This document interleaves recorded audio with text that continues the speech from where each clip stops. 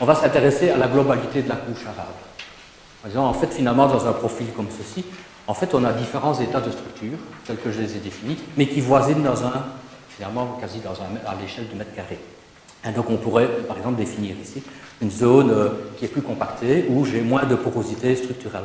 Et j'ai des endroits beaucoup plus meubles, où j'ai beaucoup plus de porosité structurelle.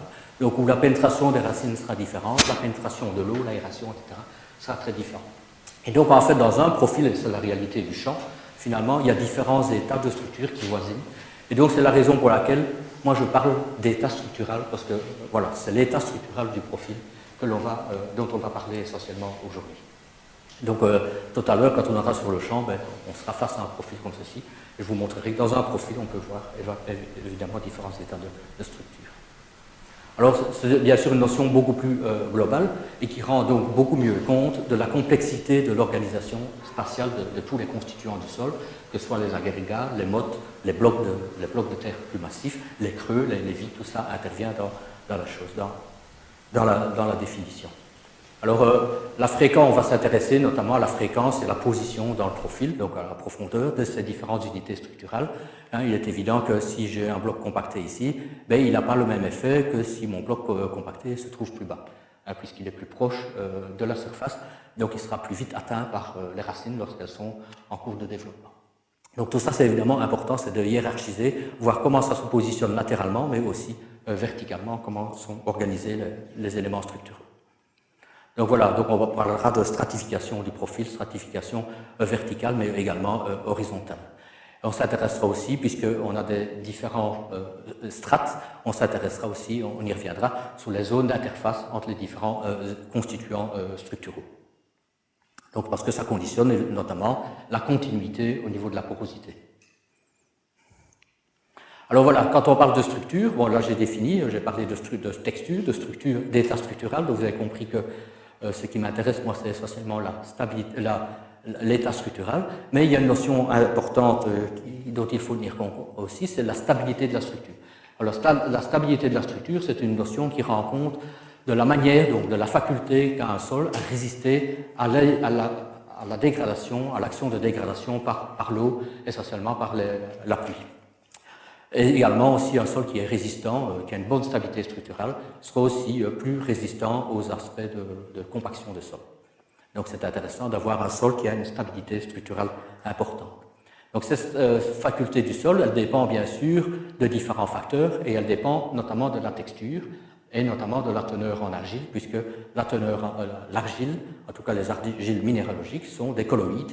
Donc des colloïdes, ce sont des paramètres, des composés qui ont un peu un rôle de colle au niveau des sols et qui permettent d'agréger, de coller les particules de sable, de limon entre elles pour faire des agrégats plus ou moins stables. Donc un sol qui est plus argileux a tendance à avoir une stabilité structurale supérieure à un sol sablonneux où là il manque de colloïdes. Mais ça, évidemment, c'est un paramètre sur lequel on ne va pas pouvoir jouer. Mais un autre paramètre sur lequel on va pouvoir jouer, c'est que la stabilité structurelle dépend aussi très fort de la teneur en matière organique, ce qu'on appelle plus couramment humus, mais qui est un terme générique que je n'aime pas tellement parce que dans le sol, on a de la matière organique, c'est du carbone organique que l'on dose à l'analyse, mais on a des matières organiques à différents stades d'évolution, de décomposition, et toutes n'ont pas le même rôle au niveau de la stabilisation de la structure.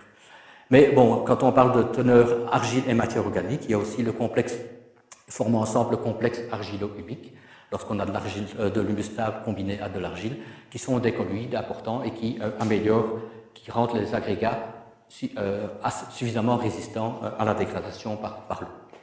Et puis alors, bien sûr, d'autres paramètres qu'on oublie malheureusement un peu trop souvent, mais ça j'insiste parce que maintenant, il y a eu quelques années, maintenant je ne sais pas au niveau, en interrogeant les laboratoires d'analyse de sol, à un moment donné, on s'est aperçu que les agriculteurs négligeaient un peu leur pH. Or, le pH est un facteur important de la stabilité structurelle. Les ponts calciques, etc., interviennent aussi sur la stabilité des agrégats. Ils interviennent aussi dans la liaison entre certaines matières organiques et le complexe argilo-humique. Donc le pH n'est pas à négliger, et fatalement, là vous comprenez que sur la teneur en matière organique, là par des politiques de gestion de la matière organique, on va pouvoir jouer sur ce paramètre. Le pH encore plus rapidement, parce que corriger un pH, ça peut être beaucoup plus rapide que de corriger un taux d'humus insuffisant. Et puis alors, la stabilité structurale dépend très très fort aussi de l'intensité de l'activité des micro-organismes. Vous savez que le sol est un milieu vivant, qu'il y a des milliards de bactéries et de micro-organismes, plus la macrofaune, les vers de terre, etc. Tout ça augmente la stabilité structurale. En fait, les micro-organismes dégagent ce qu'on appelle, les champignons, les micro-organismes de type champignon développent des ifs, donc c'est des grands filaments qui permettent de stabiliser les agrégats également, un peu comme un réseau qui maintient en place les agrégats. Et les micro-organismes dégagent, notamment les micro-organismes, un des rôles, c'est de décomposer la matière organique, donc on revient sur la matière organique, de la minéraliser, et en cours de la matière organique servant de carburant, d'énergie aux micro-organismes, et les micro-organismes, en s'alimentant en matière organique, en la décomposant, libèrent ce qu'on appelle des polysaccharides, qui sont aussi des composés agrégeants des sols. Donc plus on a un sol dont l'activité des micro-organismes est importante, on va agir favorablement sur la stabilité structurelle du sol. Et on a toujours intérêt évidemment à avoir un sol qui est le plus stable possible, puisqu'une des conséquences de peu de stabilité du sol, qui est très connu, un phénomène très connu, c'est la battance, qui peut être alors entraîner des phénomènes de colmatage de la porosité et donc des reflux d'infiltration. Qui dit reflux d'infiltration, c'est ruissellement, érosion. Donc c'est évidemment un facteur très important à la stabilité structurelle. Alors le gros problème, c'est que on peut le montrer, il est difficile d'accroître, ou en tout cas c'est des effets à plus long terme, il faut plus de temps pour accroître la stabilité structurelle d'un sol. Si vous avez un sol sablonneux, ça va être très très difficile parce qu'il manque d'argile.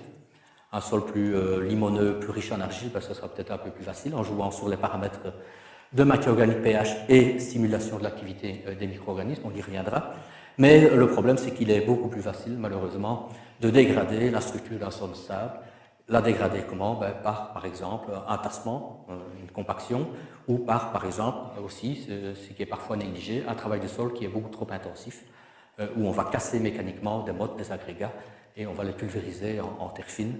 Donc ça peut être un facteur de dégradation de la... Voilà.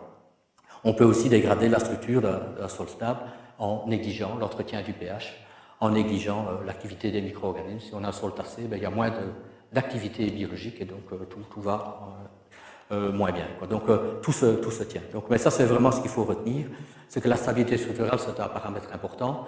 Le problème, c'est que quand on a un sol stable, il faut vraiment le ménager pour ne pas le dégrader. Ce serait complètement idiot.